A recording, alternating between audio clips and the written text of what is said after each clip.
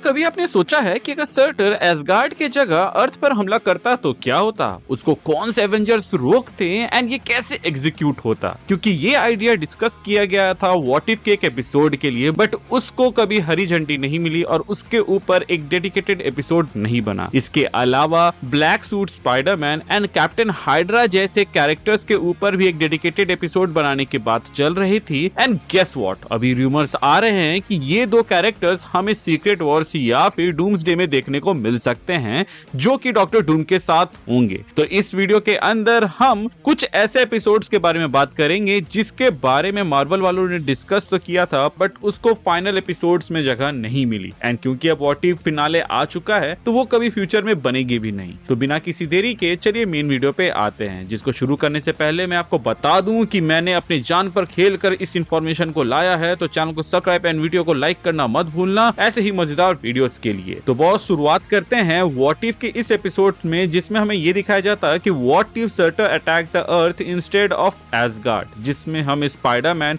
Wanda, doctor strange, Hulk and iron man देखने को मिलते।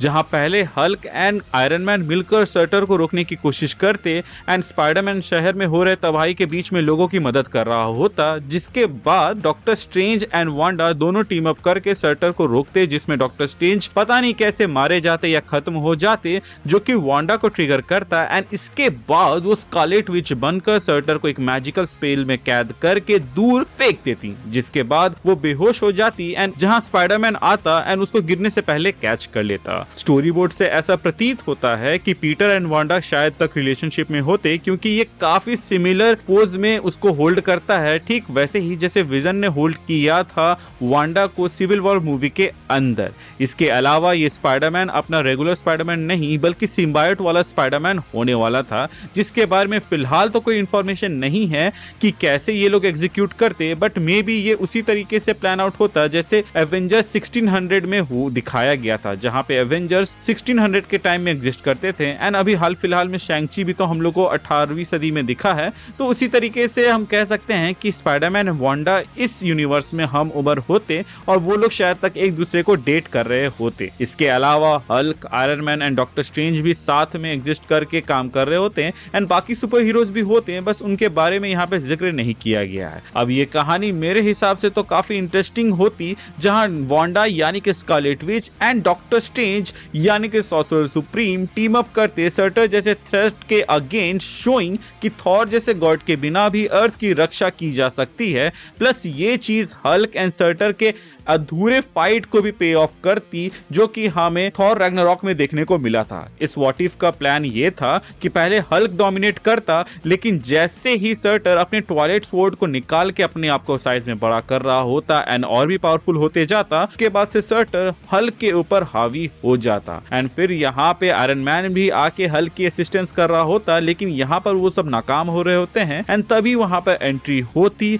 डॉक्टर स्ट्रेंज एंड वांडा की। एंड सच कहूं तो वांडा एंड डॉक्टर स्ट्रेंज शायद तक एक कर्स होल्ड करते हैं, क्योंकि अभी तक कई बार कोशिश किया गया है इन दोनों को एक साथ दिखाने का, लेकिन अभी तक इसको बड़े पर्दे में नहीं दिखाया गया। सबसे पहले इन दोनों को साथ में दिखाया जाना था एवेंजर्स एंड गेम मूवी के अंदर, लेकिन वो सीन को डिलीट कर दिया गया, जिसके बारे में हमें बिहाइंड द सीन से पता चला। इसके बाद जब वांडा एंड डॉक्टर स्ट्रेंज फिर से टीम अप करने वाले थे doctor strange 2 multiverse of madness movie के अंदर, तो उसके अंदर भी पूरी कहानी को ही पलट दी गई और यहाँ पे वांडा, जो कि पहले डॉक्टर स्ट्रेंज के साथ काम करने वाली थी, वो उसके अगेंस्ट हो जाती है एंड विलन बन जाती है, जबकि ये वही वांडा है जो कि एक सीरीज पहले विलन से हीरो बनी थी। फिर से विलन बनना यहाँ पे कोई तुक नहीं बनाता, बट ये चीज हुआ है जो कि हम लोगों ने देखा ही। एंड इसके बाद से तो हमें व्हाट इफ के अंदर इन दोनों को साथ में काम करते हुए दिखाया जाना था, बट वो भी पॉसिबल नहीं हो पाया। अब बात करते हैं उस एपिसोड की जो कि मुझे लगता है कि होना ही चाहिए था, जो कि है कैप्टन हाइड्रा वाला एपिसोड,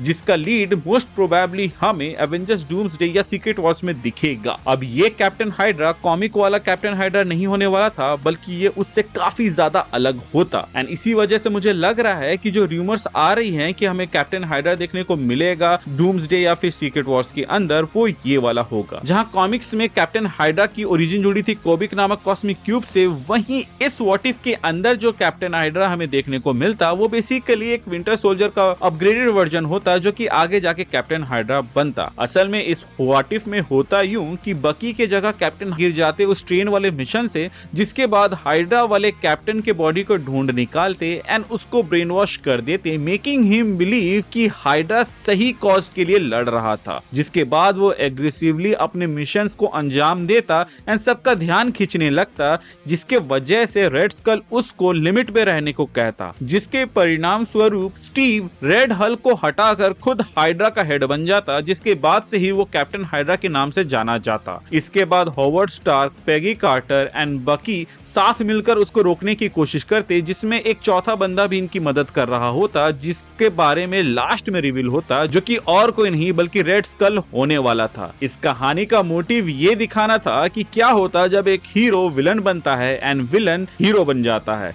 बट क्योंकि ये कहानी काफी सिमिलर थी पेगी कार्टर वाले एपिसोड से, तो उसको ड्रॉप कर दिया गया, जो कि मेरे हिसाब से बहुत ही बड़ी गलती थी, क्योंकि स्टोरी वाइज देखो तो पेगी कार्टर वाले में सिर्फ जेंडर बदल दिया गया एंड जो बेस स्टोरी था कैप्टन अमेरिका का वही हमें दिखाया गया। बट इस स्टोरी में हमें हीरो का विलन बनना एंड विलन का हीरो बनना दिखाया जाता है, जिससे इस कहानी के अंदर एक थोड़ा सा ट्विस्ट भी आता है और ये कहानी देखने में मजा भी आता। अब बात करते हैं अगले व्हाट इफ स्टोरी की, जहां टोनी स्टार्क और पेपर पॉट्स की डीप स्पेस में एक एपिक एडवेंचर रोमांस देखने को मिलता, जो कि मोस्ट प्रोबेबली इन्फिनिटी स्टोन्स के सर्च के लिए होता।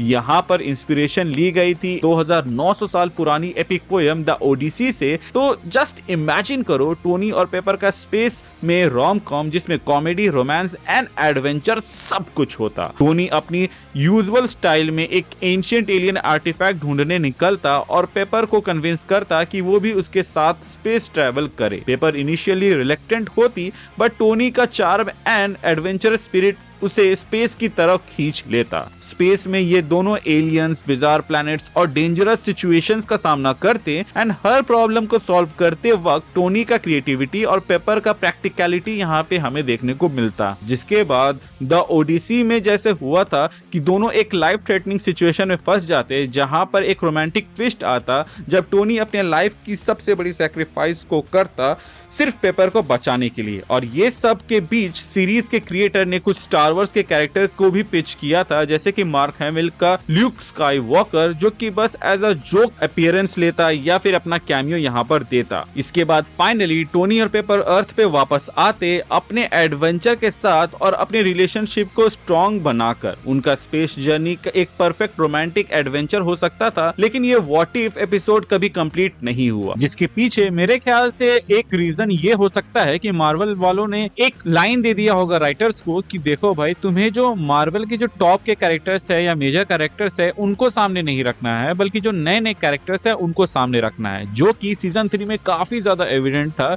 जिसमें हमें पुराने क्विक कैरेक्टर्स देखने को नहीं मिले। उल्टा जो साइड कैरेक्टर्स थे उनको लेकर कहानियां बनाई गई या फिर जिनके ऊपर सीरीज आ रही है उनको लेकर हमें दिखाया गया। एंड गलती से कोई मेजर कैरेक्टर हमें यहाँ दिख भी गया तो उसको बहुत ही बुरी तरीके से रिप्रेजेंट किया गया है। आज के लिए बस इतना ही रहते हैं। इसका पार्ट 2 भी आएगा, जिसमें हम बचे हुए एपिसोड्स के बारे में बात करेंगे। इसके अलावा आप कौन सा व्हाट इफ देखना चाहते थे कमेंट सेक्शन में जरूर बताइएगा। अगर इंटरेस्टिंग लगा एंड कुछ मस्त सा कुक हो गया तो उसके ऊपर हम वीडियो बना देंगे। इसके अलावा हम कमेंट से क्वेश्चन वाली सीरीज को भी फिर से स्टार्ट कर रहे हैं, तो कमेंट सेक्शन में अपने सवाल पूछना ना भूले, जिनको हम अपने आने वाले वीडियोस में उठाएंगे और आपके सामने उसका जवाब देंगे। Thank you for watching this video. Stay tuned, मिलते हैं अगले वीडियो में। पानी पीते रहना, stay hydrated. See you soon.